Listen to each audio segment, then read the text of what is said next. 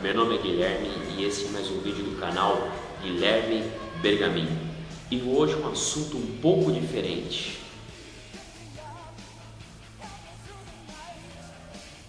Onde está o sangue? Confira aí.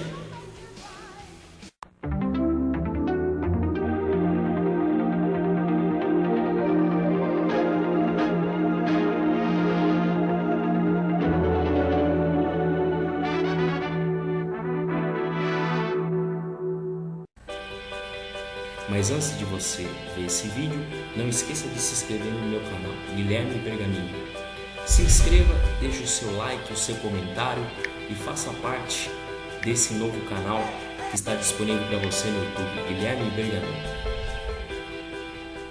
Você já imaginou um homem, após ter casado com uma mulher, ele humilhá-la?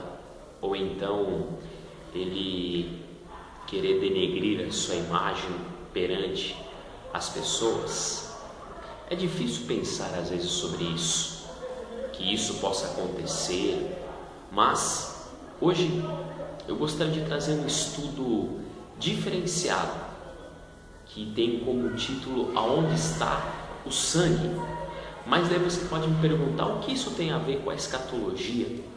E mais uma vez, decorrendo esse vídeo, você vai ver que a palavra do Senhor, ela desde o começo, ela sempre retratava aquilo que iria acontecer no futuro. E isso você encontra em Isaías 46:10.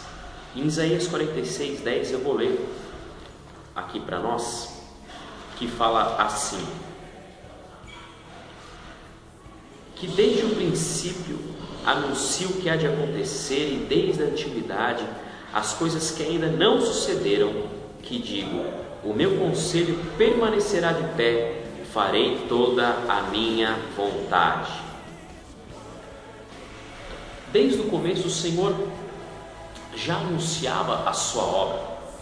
E lá no Antigo Testamento nós vemos muitas simbologias daquilo, na verdade, que eram sombras de coisas que viriam posteriormente, como está lá em Hebreus, que muitas coisas eram sombras de coisas que viriam. E hoje, nesse assunto, Jesus e a Igreja, parte 5, eu quero abrir um texto e ler com vocês, que está lá em Deuteronômio 22, no versículo 13.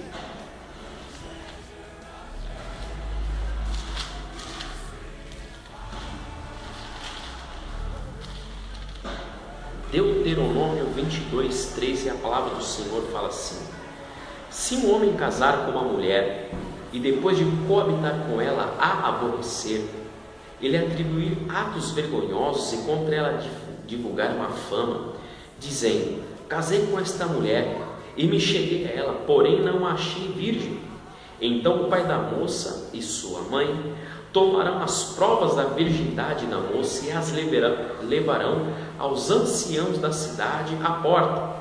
O pai da moça dirá aos anciãos: dei-me a mulher, dei por filha, dei-me a filha por mulher a este homem, porém ele a aborreceu. E eis que lhe atribuiu atos vergonhosos, dizendo: não achei virgem a tua filha. Todavia, eis aqui as provas da virgindade de minha filha. E estenderão a roupa dela diante dos anciãos da cidade, os quais tomarão o homem e o açoitarão, e o condenarão a 100 ciclos de prata, e o darão ao pai da moça, porquanto divulgou má fama sobre uma virgem de Israel.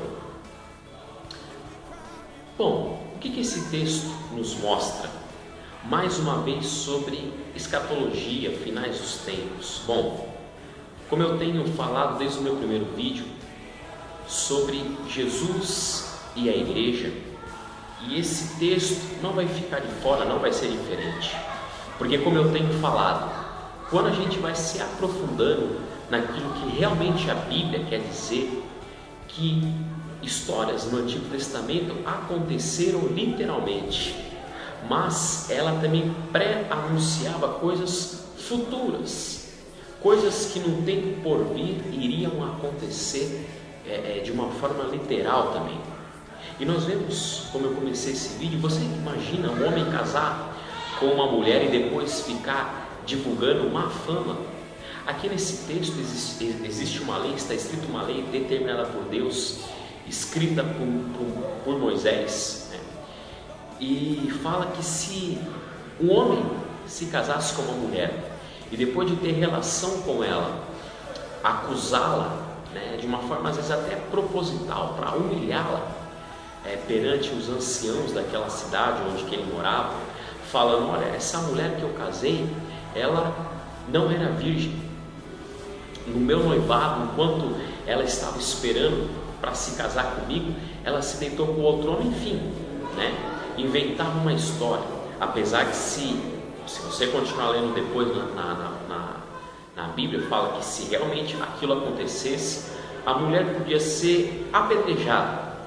Mas nós vemos que nesse texto ele é muito tremendo, porque os pais, por exemplo, da moça iam também diante dos anciãos, né? Porque ali os anciãos aqueles que eram como testemunhas,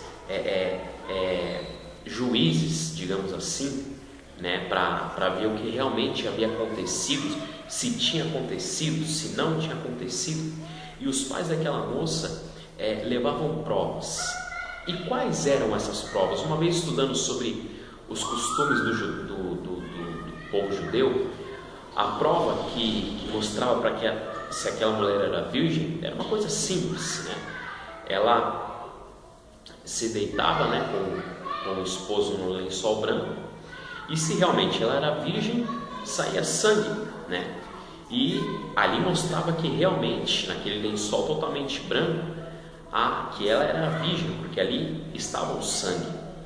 E isso me chamou a atenção, né? Porque infelizmente a cegueira até hoje perdura ainda em Israel, mas não significa que os costumes, não os costumes anti-Jesus Cristo, isso não, mas os costumes, né, antes da vinda de Jesus, eles nos ensinam muitas e muitas coisas. Infelizmente a cegueira espiritual ainda toma conta de muitos judeus até hoje, mas ainda o Senhor tem um propósito, porque aquele povo é o povo escolhido, eleito, porque o Senhor falou para Abraão: Abraão, a tua descendência eu darei toda esta terra. E até hoje essa promessa não se cumpriu literalmente. Toda a extensão que o Senhor prometeu ali para Abraão, o povo de Israel até hoje não tomou, não ocupou todo aquele espaço de uma forma literal, né? E vai ocupar, porque Deus é poderoso para cumprir as suas promessas. Mas voltando para esse costume, né, do povo de Israel, os pais daquela moça pegavam esta prova e levavam até os anciãos falando: olha, está aqui, né, foi consumado esse casamento, ela é virgem, era virgem, né? E eles iam com aquela prova diante dos anciãos daquela cidade. Isso me chamou a atenção, porque nós vemos que há o espírito do anticristo, né, que Paulo falava desde a época dele, né? O apóstolo João também falava do espírito do anticristo, e esse espírito de anticristo é exatamente o que esse homem na maldade fazia e faz até hoje, né? Não estou falando que esse homem aqui seja o anticristo de uma forma simbólica, não, mas esse espírito, essa coisa de querer humilhar, de querer matar, de querer usurpar aquilo que não pertence a ele, com má fama, aquilo que a palavra fala, que o anticristo será o homem do pecado, o filho da perdição, o iníquo. E nós vemos que quem quer humilhar a igreja? Quem quer trazer esse espírito de confusão para a igreja nesses dias? Na verdade, desde as épocas dos apóstolos. Mas eu creio que nós estamos num período de Laodiceia, que infelizmente sim, muitos têm se apostatado da fé. E porque muitos, hoje infelizmente é um evangelho muito da prosperidade, e aquilo que em Apocalipse 3 fala: eu sou rico, sou abastado, não preciso de coisa nenhuma. E nós vemos que isso, na verdade, é sim um sinal, né, do último período da igreja na terra, como nós vemos em Apocalipse 3, na última carta das 7 igrejas ali da Ásia. Mas nós vemos que, mesmo dentro desse povo, que infelizmente se perde nesse caminho de riquezas, de prosperidade, não que eu sou contra a prosperidade, porque o Senhor pode sim nos prosperar, nos abençoar, mas daquilo segundo a vontade dele, sem nenhum tipo de troca, sem nenhum tipo de barganha. Mas nós vemos que realmente esse espírito do anticristo quer trazer essa coisa realmente morna para a igreja, porque, e infelizmente, né, muitos também, apesar que cada um tem a sua forma de interpretar a palavra no sentido pós-tribulacionismo, ou pré-tribulacionismo, ou mid-tribulacionismo, mas muitos até falam, né, que o anticristo vai acabar com a igreja, que vai, literalmente usando como esse termo aqui, vai humilhar, vai expor, né, vai matar muitos. Mas uma coisa me faz lembrar daquilo que Jesus falou para Pedro antes de constituir a igreja. O que o Senhor falou para Pedro? Pedro, tu és pedra, e sobre ti edificarei a minha igreja. Edificarei e estarei. Ele estava falando no tempo futuro, não naquele tempo. Porque primeiro Jesus veio para os judeus, mas aquilo que está lá em João, os seus que eram judeus não o recebeu. E depois disso, lá em Atos 2, começa a igreja no derramar do Espírito Santo. Mas continuando, aquilo que Jesus falou para Pedro: Pedro, tu és pedra, e sobre ti edificarei a minha igreja, e as portas do inferno não prevalecerão contra ela. Então, assim como um homem, o filho do pecado, o filho da perdição, o Senhor vai deixar humilhar, o Senhor vai deixar matar, inclusive porque Apocalipse 3:10 fala que o Senhor vai guardar a sua verdadeira igreja, que é a Filadélfia. Não que Filadélfia seja o ministério Filadélfia, não. Filadélfia era uma cidade também ali na Ásia, mas o Senhor não a repreende em nenhum momento, muito pelo contrário.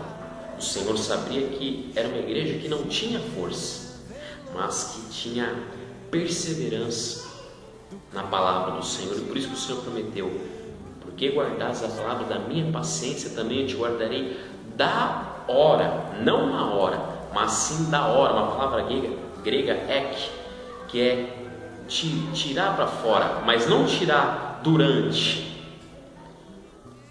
porque a Bíblia fala: eu te livrarei da hora. Então, por exemplo, daquela hora você nem vai passar, porque eu vou te tirar, eu vou te resgatar.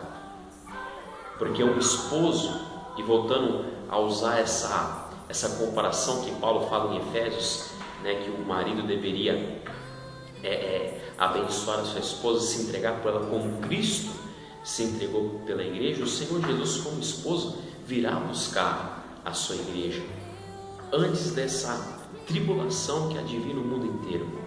Então, por isso que esse espírito do anticristo que quer acabar, que quer humilhar, que quer matar, não só cristãos, mas como judeus, como todos aqueles que um dia vão negar a usar a sua marca, negar a se render, e desses que ficarem vão ser, a maioria sim, para essa tribulação que virá, para os judeus se converterem, e para aqueles que posteriormente também vão se converter no meio também das outras nações. Mas a verdadeira igreja do Senhor, e não estou falando de denominação, a verdadeira igreja do Senhor, de todas as tribos, povos, raças, como diz até aquele louvor, né? Muitos virão te louvar, muitos virão te adorar, porque o Cordeiro resgatou com o seu sangue. Então, quando os anciãos viam que aquele homem havia mentido, ele era punido. E aquela mulher, né, mostrava ali a prova do sangue sobre aquele lençol, aquele manto branco.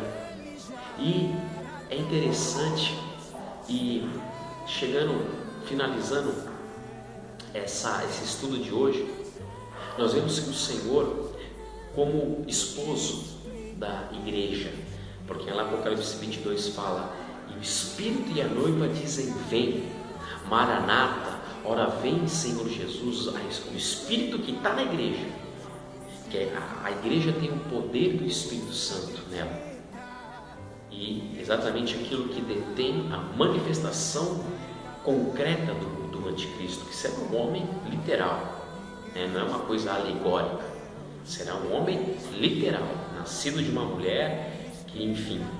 Mas nós vemos que o Senhor, Ele defende a sua noiva, porque Ele falou assim: na casa do meu Pai há muitas moradas.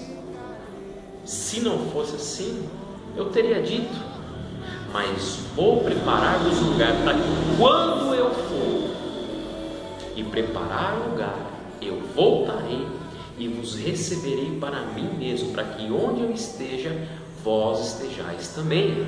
Então essa é a promessa, porque, e eu quero falar isso no outro vídeo, a relação do casamento do judeu com também Cristo e a igreja, né? Porque Jesus veio como judeu e é um judeu, porque Ele ressuscitou com o corpo glorificado e subiu aos céus. As marcas dele estão lá até hoje. Depois você pode ver em Zacarias, quando fala que quando Ele voltar para os judeus e os judeus o receberem como Messias de fato, depois da tribulação, muitos vão perguntar: que marcas são essas nas tuas mãos? E Ele vai responder: são as marcas que fizeram na casa dos meus amigos, quer dizer, na casa do meu povo. Eles me crucificaram, mas eu morri, ressuscitei, e hoje vim para livrar do poder do anticristo, do falso profeta, ali depois da batalha do Armagedon, quando Cristo volta com a igreja. Porque lá em Apocalipse 19, Cristo volta com os santos, são os anjos também, porque alguns falam, não, é anjos, mas anjos não recebem não recebem roupa de linho fino, como fala em Apocalipse. Fala que, olha, a noiva do Cordeiro já se ataviou, né, já está pronta. Então exatamente, né, ali no fim da tribulação ela já está pronta e desce com o Senhor, né? E quando fala ela, não é só mulheres, obviamente, é o corpo de Cristo, que é formado por homens e mulheres, por aqueles que realmente lavaram as suas roupas no sangue do Cordeiro. E toda vez quando Satanás vem com esse espírito do anticristo, usando esse espírito do anticristo para querer humilhar, nós devemos nos lembrar: as portas do inferno não prevalecerão contra a igreja do Senhor Jesus. Por isso que o anticristo, a igreja resiste. Por isso que Paulo fala que agora um detém, porque a igreja, mesmo passando por dificuldades, perseguições, e desde os apóstolos até hoje, muitos morreram pelo nome de Jesus, mas não significa que isso já é a tribulação, ou que mostra que realmente a igreja passará por isso. Não, porque isso fez parte do plano de Deus. Mas na verdade essa é uma grande promessa que o Senhor nos fez, né? Que nos levaria para morar na casa do Pai. E jamais o espírito anticristo, o próprio anticristo, vai destruir a igreja. Jamais, porque o Senhor vem buscá-la antes. Porque a igreja não passará por essa vergonha, digamos assim. Amém? Porque Satanás é o acusador. E nós vemos que qual é a prova diante do acusador, diante desse espírito anticristo que quer derrubar a igreja, a verdadeira igreja do Senhor, que persevera na palavra da perseverança, que ama a volta do Senhor. Por isso que Paulo fala: combati o bom combate, terminei a carreira, guardei a fé. Desde agora a coroa da justiça me está reservada, porque o justo juiz me dará naquele dia, e não somente a mim, Paulo falando, mas todos aqueles que amam a sua vinda. Por isso, como nós, como servos de Deus, temos que amar a vinda do Senhor Jesus. Uma vinda repentina, porque o Senhor me falou: daquele dia e hora ninguém sabe. Amém? E qual é a prova? Onde que o diabo não pode nos tocar, onde que o diabo, ele mesmo acusando, porque sim, a igreja é falha, nós somos falhos, e muitas loucuras já cometemos, mas o Senhor nos torna virgens, puros, através da maior prova real. Lembra da prova real na matemática? Da maior prova, olha aqui o manto branco, olha aqui o sangue que eu derramei por esse povo. E por isso que a Bíblia fala, nenhuma condenação há para aqueles que estão em Cristo Jesus. Por isso que esse espírito do anticristo e Satanás, por trás, querendo destruir a igreja, porque essa é a vontade de Satanás, é destruir a igreja. Ele vai usar sim o anticristo para matar muitos santos na tribulação, daqueles que se converterão, e principalmente judeus, verdade. Mas a igreja do Senhor ele não pode tocar, porque aonde está a prova? Está aqui o sangue, o manto, assim como aquela mulher, que aquele homem, que queria humilhar. E é por isso que eu vou falar para você, é por isso que eu creio por outras passagens, mas usando nesses vídeos que eu tenho feito, postado de Jesus da igreja, a relação como uma relação do homem e da mulher. E olha que nós que somos casados, noivos, enfim, nós somos falhos, mas o noivo da igreja não. Ele jamais falhará. Ele se entregou, ele derramou sangue por ela. Mesmo sendo pessoas de todas as nações que antigamente andavam em trevas e que verdadeiramente aceitam o Senhor, agora está aqui o sangue. Esse espírito não vai acabar. E que talvez muitas vezes usa até pessoas que estão dentro da igreja para querer destruir a verdadeira igreja do Senhor, o verdadeiro evangelho, mas jamais destruirão. Amém? Porque quando Satanás quer tocar, quer destruir a igreja e quer trazer esses falatórios através do espírito do anticristo, não o anticristo, mas o espírito que Paulo falava que o ministério da iniquidade já operava, mas ele não dá as caras mesmo. Sabe por quê? Porque a igreja que tem o poder do Espírito Santo resiste à ação de Satanás. E para acabar essa palavra, querido, ali falava que chegava até os anciãos, a mulher, o que ficava acusando, tinha uma reunião. Isso me fez lembrar de Apocalipse 5, que depois que a igreja é arrebatada e ela chega nos céus, e ali ela recebe coroas, e ali estão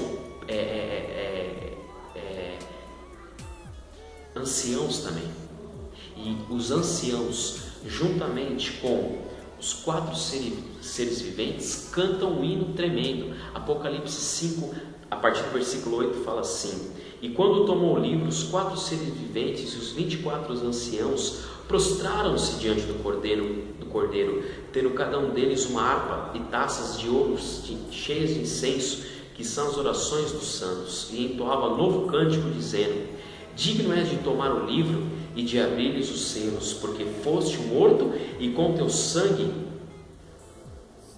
nos compraste para Deus os que procedem de toda tribo, língua, povo e nação, e para o nosso Deus nos constituísse reino e sacerdotes, e reinarão sobre a terra.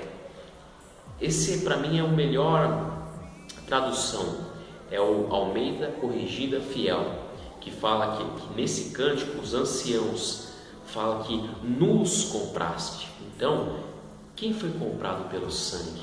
Olha aqui o sangue. Por isso que eu tirei desse tempo de tribulação. Por isso que eu vim, a promessa que eu fiz, eu vou cumprir. Porque na casa do meu pai eu preparei morada. Glória a Deus. Eu quero convidar você que ainda não se entregou ao Senhor Jesus, faça hoje essa decisão. Não deixe para amanhã. O Senhor hoje te chama para fazer parte desse grande corpo que é dele aqui na terra. Amém? Entrega a sua vida ao Senhor. Faça parte. Que Deus te abençoe grandemente. Não deixe de inscrever nesse canal, de dar o seu comentário, de dar a sua avaliação, o seu like, para que essa palavra possa chegar a muitas pessoas. Amém? Que Deus te abençoe em nome de Jesus.